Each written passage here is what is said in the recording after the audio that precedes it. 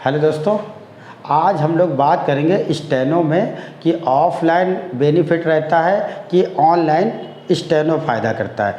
कितने समय का कोर्स होता है, 80 की स्पीड किस में मांगी जाती है, 100 की स्पीड किस में मांगी जाती है, 140 की, 160 की, ओवरऑल सभी बातें हम आज क्लियर करेंगे। सबसे पहले हम आप लोगों को बात करते हैं ऑफलाइन पढ़नी है या स्टेनो या ऑनलाइन।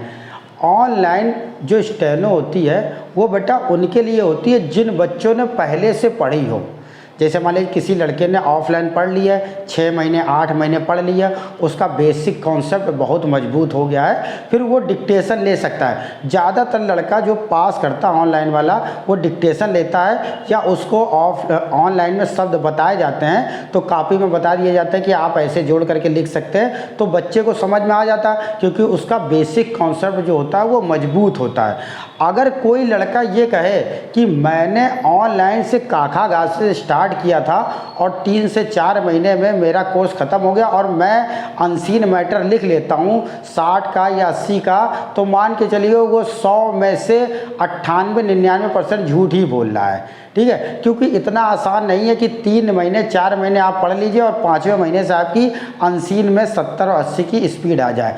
तो अगर आपको पढ़ना है तो सबसे पहले आप ऑफलाइन पढ़िए, जो बेसिक वाला लड़का है। जब आप ऑफलाइन पढ़ लेंगे उसके बाद अगर आप ऑनलाइन प्रैक्टिस करेंगे तो आपके लिए बहुत बेनिफिट रहेगा।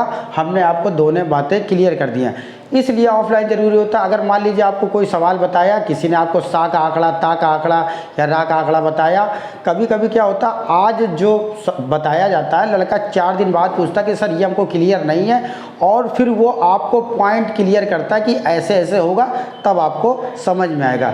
ये आपको बेनिफिट रहता है। कोई ऐसा लड़का भी मिले जो कमेंट्स करे कि हाँ मैंने 3 महीने में कोर्स ले लिया था, 3 महीने में मेरा कोर्स ख़त्म हो गया और मैं अब अनसीन 70 और 80 की लिखूंगा, ऐसा होगा ही नहीं। वो भले झूठ बोल दे कि नहीं सर हमने किया था और ऐसा था, वो थोड़ा मुश्किल है और असंभव ही है। ठीक है, अब बात करते हैं स्टेनो का जो कोर्स होता है वो कितने महीने का होता है। सबसे पहले तो 2 से 3 महीना इसको कोर्स ख़त्म होने में लगता है। ठीक है, बेसिक से लेकर के हमारा क्या है कि हम एक बार में केवल 4 लड़का पढ़ाते हैं, तो अगर कोर्स किसी का 3 महीने की जगह 4 महीने भी जाएगा, जब तक उसका काम कंप्लीट नहीं होगा तो हम आगे बढ़ते नहीं हैं। तो हो सकता है किसी लड़के का 3 की जगह 4 भी लग जाता है, कभी कभी 5 भी लग जाता है, लेकिन बेसिक अगर एक बार कॉन्सेप्ट क्लियर हो गया तो 80 क्या वो 140 की स्पीड बहुत बढ़िया तरीके से लिख लेता है। लेकिन जो एवरेज लड़का होता है, जो बढ़िया पढ़ने वाला लड़का होता है, वो 2 से 3 महीने या मैक्सिमम से मैक्सिमम 4 महीने में उसका कोर्स समाप्त हो जाता है। तो हम इसको मान के चलते हैं 2 से 3 महीने में ये कोर्स समाप्त हो जाता है।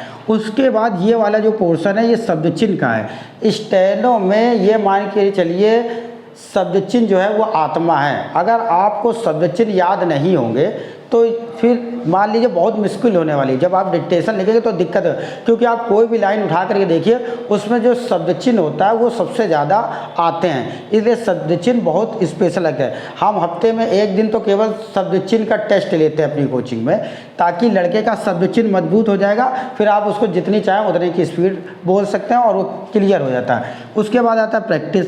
जब भी प्रैक्टिस की बारी आती है तो प्रैक्टिस आप तभी कराते हैं, जैसे मान लीजिए किसी लड़के का पेपर चालू हुआ है तो क्या करते हैं हम पहले उसको 200 वर्ड पूरा लिख के देते हैं ताकि वो उसकी घर में जाकर के प्रैक्टिस कर ले।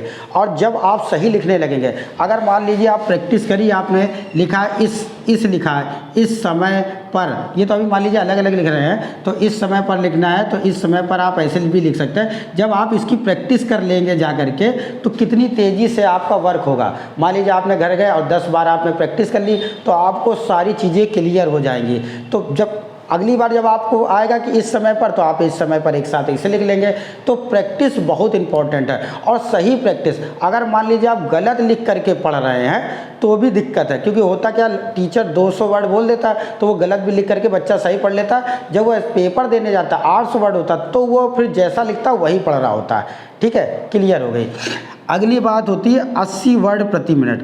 80 वर्ड की जो स्पीड होती है वो सबसे ज़्यादा मांगी जाती है। जैसे मान लीजिए एसएससी में मांगी जाती है, हाई कोर्ट में मांगी जाती है, डीडीए का जो पेपर आता है उसमें मांगी जाती है, सीआर में ज़्यादातर 80 मांगी जाती है। 100 वर्ड प्रति मिनट की स्पीड में जो ग्रेड सी वाले हैं जो लड़के एसएससी में, उसमें आती है, या कुछ स्पेशल निकाला जाता है। इन दोनों में 99% आपका रिटर्न ज़रूर होता है, तो आप लोग रिटर्न का भी फोकस करते चलिए। अगला क्या है, 140 की आती है और 160 की आता है।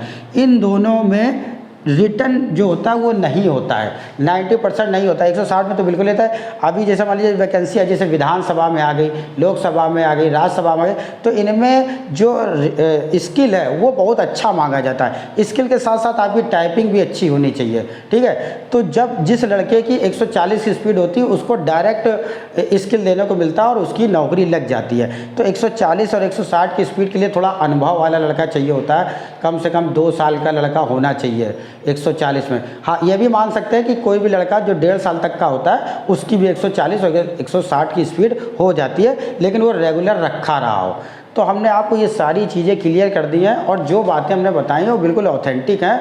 हो सकता है 1-8% अपवाद हो बस, बाकी जितनी चीज़ें हमने बताई आपको अच्छे से जानकारी है। बाकी अगर किसी को कुछ भी और पूछना तो आप कमेंट्स बॉक्स में कर सकते हैं कि सर ऐसी ऐसी बात है। बाकी सभी को वीडियो अच्छा लगा हो तो लाइक करें, सब्सक्राइब करें और शेयर करें। Thank you.